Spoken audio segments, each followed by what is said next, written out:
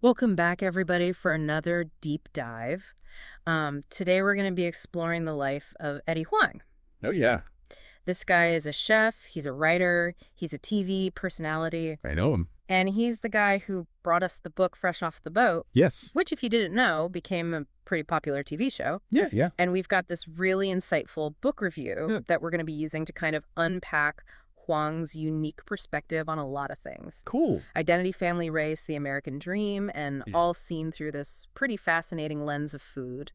It's really interesting how he brings all those things together through food. Yeah. Like you said, he's multi-talented. Yeah, But it's really captivating that he uses food as like a platform to explore these broader social and cultural themes. absolutely. And his memoir is raw. Uh-huh. It's honest. And that definitely comes through in the writing. Yeah, so let's dive right into his early life. Okay. This review paints a picture of his childhood in Orlando, Florida. Interesting. And it's interesting because while his parents were Taiwanese immigrants...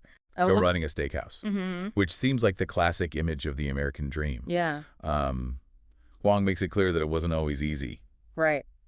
I can see how that would be Yeah. a lot of pressure Absolutely. to succeed Yeah, in that environment. for sure. He talks about this feeling of being caught between two worlds. Oh, wow. You know, his parents had a very traditional upbringing Okay. and a strict household, which kind of clashed with the American culture that he was experiencing, you know, at school and with his friends. Oh, for sure. So he never quite felt like he fully belonged in either world. Oh, it's got to be tough. Yeah, and you can see how that tension, you know, especially his complex relationship with his father, Yeah, really shaped him. I can imagine. You know? Yeah, it makes you wonder how much of his later rebellious phase was a reaction to that pressure of trying to fit in, Right. or maybe even rejecting the expectations placed on him as a child of immigrants. There's definitely an element of that. Yeah, it's fascinating because instead of rebelling in those typical teenage ways, Right. You know, Skipping class or... exactly, something. getting bad grades or... Right. He finds an outlet in hip-hop culture. Wow, okay. Think music fashion. Okay. It's a whole way of expressing himself that felt authentic to him. Wow.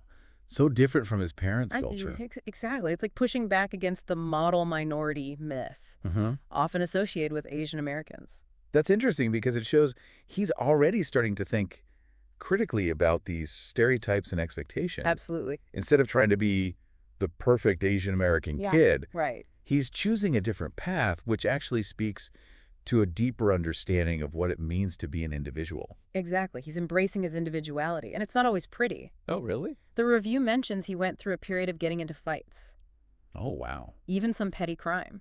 Oh, no. It's clear that he was struggling to find his place, Yeah. to reconcile those conflicting parts of himself. Right. So from those turbulent teenage years, he eventually goes to college and even studies law. Mhm. So it sounds like he's on a path toward this traditional, you know, respectable career. Right. Something that might have made his parents proud. This decision to pursue law really highlights that inner conflict many first-generation children face. Oh, yeah, I see that. They want to honor their parents' hopes For stability. for stability, success, Mm.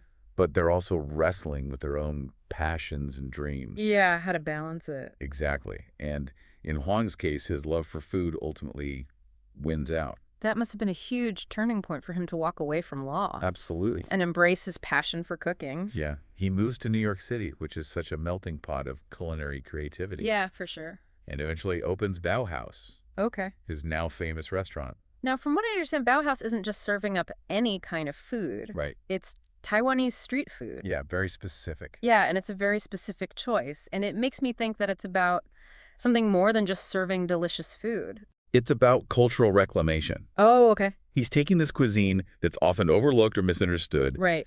and presenting it in an unapologetically authentic way. Wow. It's his way of saying, this is a part of my heritage, Right. and it's just as valid and valuable as any other type of cuisine. Right.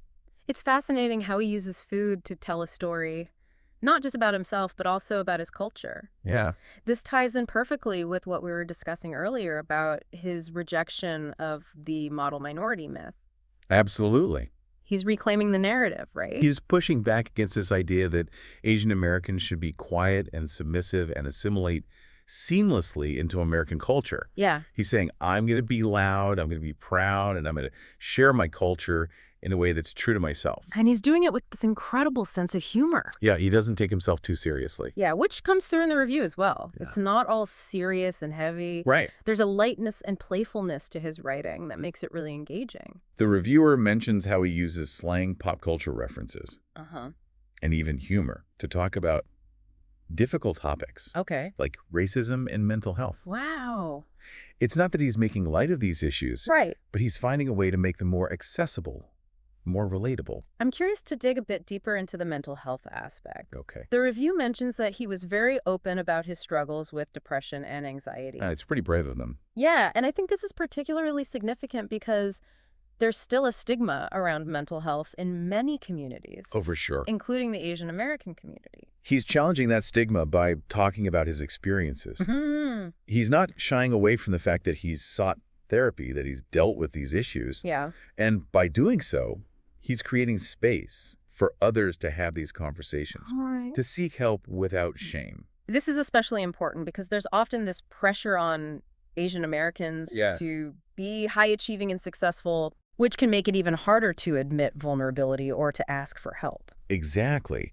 The minority myth can actually be really damaging Right. because it creates this unrealistic expectation. Yeah. And it can prevent people from getting the support they need. Now let's circle back to his relationship with his father, Okay. which seems to be a recurring theme throughout the book. It sounds like it was a very complex and sometimes difficult relationship. The review highlights how his father had a very traditional, almost authoritarian approach to parenting. Okay. He was strict, demanding, and had very clear expectations for his son's success. Wow.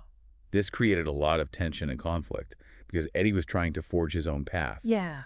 one that didn't necessarily align with his father's vision. It's that classic clash between generations, Right. between cultures. For sure. You have immigrant parents who sacrifice so much to provide a better life for their children. Yeah. And they have a specific idea of what that better life should look like.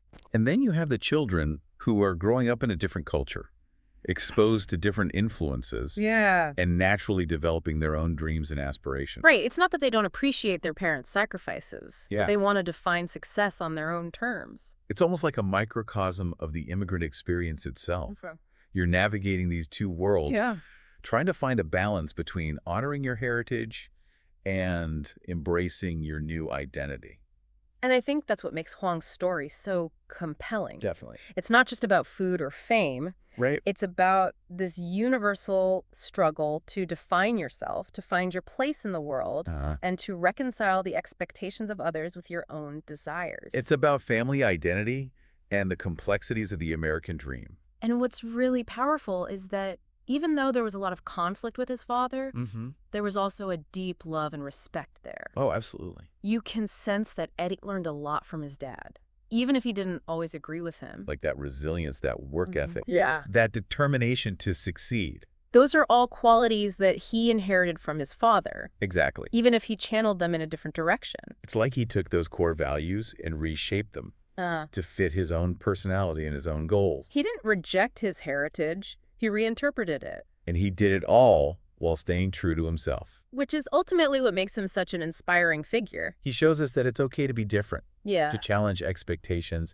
and to define success on your own terms. He encourages us to embrace our complexities, Yeah. to find our own voice, and to use our passions to make a mark on the world. He makes it clear that the journey won't always be easy, Right. that there will be struggles and setbacks. But he also shows us that it's a journey worth taking, Absolutely. that the rewards of self-discovery and authenticity far outweigh the challenges.